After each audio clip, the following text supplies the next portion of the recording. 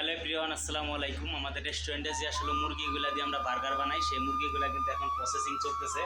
এই যে আমার জাগু ভাই এই মুরগিগুলো সুন্দর করে প্রসেসিং করে রাখতেছে। আর এই মুরগিগুলো আসলেও আমরা যে তাজা আনি তা না, এগুলো হচ্ছে সব হচ্ছে কোম্পানির। আর এই কোম্পানি থেকে আমাদের যে কোম্পানি আসলে এই মুরগিগুলো দেয়, মানে এই সৌদি আরবের সব থেকে ভালো কোম্পানি। কারণ এত ভালো মুরগি আসলেও এগুলো সব হচ্ছে মনে করেন আগে হচ্ছে আমাদের যে সিনার মাংস থাকে না, এগুলো কি বলে আর কি আমি জানি না। সিনার মাংসগুলো আর কি শুধু অন্য কোনো মানে যে হাড্ডি, তারপরে হচ্ছে যাই বলেন বন, যাই বলেন, কিন্তু এখানে কোনো কিছু থাকে না। সব হচ্ছে একদম ফ্রেশ, একদম যে মাংসটা, সেই মাংসটাই কিন্তু এত সুন্দর করে এই আমাদের রেস্টুরেন্টে আর কি প্রসেসিং করে আমরা তারপরে সেল করি। এখানে আমার ভাই মানে যা যা করবে সব কিছু নিয়েই আজকের এই ভিডিওটা আপনারা সবাই দেখতেই থাকে। এখন আমার ভাই এখানে অনেক ধরনের মশলা দিবে। আমার ভাই এবারে যে মশলা আনতে যাইতেছে, মশলা কি কি দিবে ভাই? এই যে এদিক থেকে এই যে আনতেছে পাপরিকা, তারপরে হচ্ছে অনেক কিছু, মানে অনেক ধরনের অনেক মশলা দেওয়া হবে। তা না হলে কিন্তু আসলে এত টেস্টি লাগার কথা না বার্গার। আর আপনারা কেউ যদি চান যে না, আমাদের বাংলাদেশের এখনকার মানুষ কিন্তু অ্যাভেলেবেল মানুষ বার্গার খায়, এবং কি বার্গার নিয়ে অনেক আছে যে দেখা গেছে ভাত মাছ এখন আমরা অনেকেই দেখা গেছে কম খায়, বার্গার বিভিন্ন জাতের ফাস্টফুড জাতীয় খাবারগুলোই বেশি খায়। আপনারা সবাই যদি চান এই প্রসেসিং করে কিন্তু আপনারা নিজেরাও কিন্তু নিজের বাসায় কিন্তু আসলে বার্গার বানাতে পারেন, এবং কি বার্গার বানিয়ে কিন্তু খাইতে পারেন, অনেক ভালো লাগবে। যা হচ্ছে আপনারা ঘরের মাঝে আসলেও এগুলা মানে আপনারা তৈরি করতে পারবেন। এখানে নিচে হচ্ছে আমার ভাই হচ্ছে সই সস, এটার নাম হচ্ছে সই সস। আপনারা অনেকেই চিনেন যারা আর কি মানে বাসার মধ্যে অনেক ধরনের রান্না টান্না করেন। এটা হচ্ছে লেমনের জুস, মানে হচ্ছে এটা হচ্ছে লেবুর জুস। আর এখানে আছে হচ্ছে গার্লিক পাউডার। আসলেই মানে সব কিছু মিলেই হচ্ছে মানে এত সুন্দর একটি জিনিস তৈরি করি আমরা নিজের হাতে। যা হচ্ছে আপনারা সবাই জানেন যে রেস্টুরেন্টের মধ্যে আসলে অন্য কেউ করে দিবে সেরকম কোনো কিছুতে আসলে বেচা কিনা হয় না।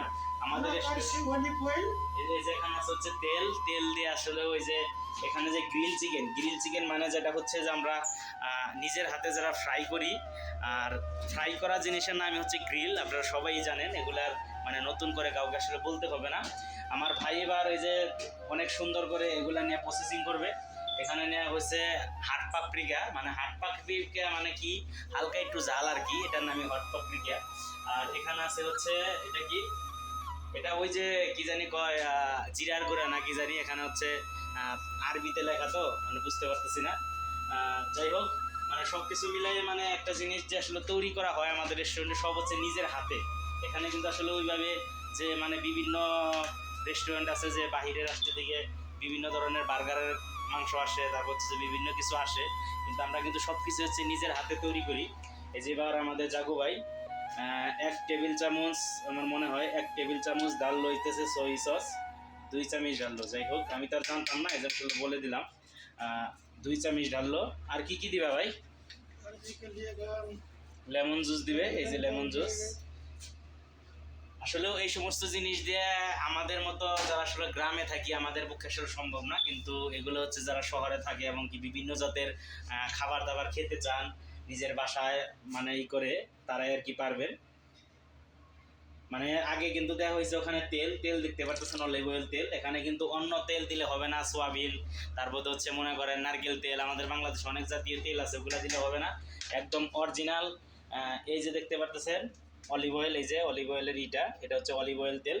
এই অলিভ অয়েল তেল দিয়ে কিন্তু আমরা মানে বার্গারটা আসলে 24 ঘন্টা, আমরা প্রথমে বার্গারটা মানে প্রসেসিং করার পর 24 ঘন্টা আর কি তেলের মাঝে আর কি ভিজাই রাখি। এই বার্গারটা আজকে আমরা প্রসেসিং করতেছি, কালকে সেল করবো। মানে এতটুকু সময়ের মধ্যে দেখা গেছে এই চিকেনের ভিতর মশলা টশলা সব ঢুকে যাবে, তারপরে হচ্ছে মনে করেন এগুলো আমাদের সেল করা হবে। এই যে যাবো ভাই দেখেন কি সুন্দর করে মশলাগুলো ঢালতেছে। তারপরে দিছে হচ্ছে হাট পাপরিকা দিছে মনে হয়, এখানে দিছে হাট পাপরিকা 1 চামচ মনে হয় দিছে, 1 চামচ।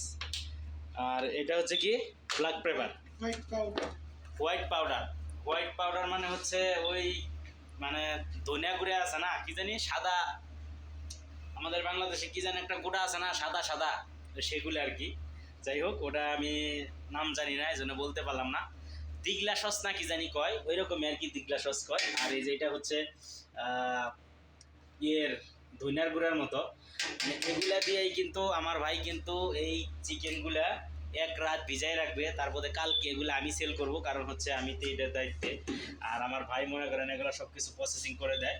এই যে দেখলেন সব কিছু শেষ, আমার মনে হয় গ্রিল চিকেনের আইটেমের কাজ শেষ। এখন আমার ভাই শুধু বানাবে হচ্ছে একটু মিক্স করবে আর কি। এই যে মিক্স করতেছে, মিক্স করবে।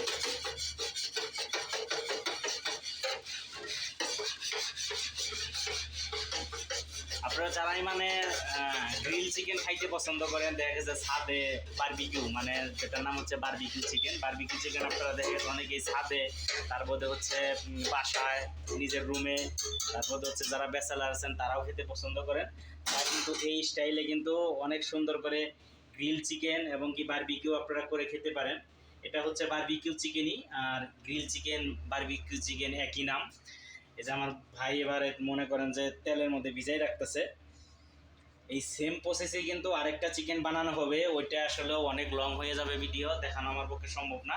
আরেকদিন যদি আমার হাতে যদি টাইম থাকে অবশ্যই দেখাবো।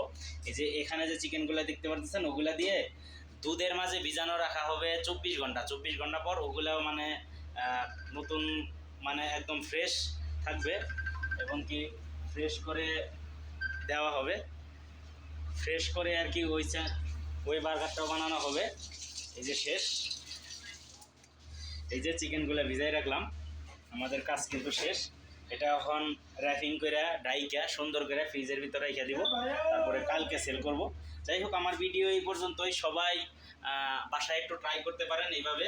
এখানে দেওয়া হয়েছে কী কী আমি আপনাদের বললাম: লবণ, অলিভ অয়েল, তেল, তারপরে হচ্ছে দিগলা সসের গুঁড়া, ধনিয়ার গুঁড়া, এবং হচ্ছে ছোট্ট আপনারা যদি চান যে শুকনা মরিচ দিবেন শুকনা মরিচ দিতে পারেন, তারপর হচ্ছে লবণ, তারপরে হচ্ছে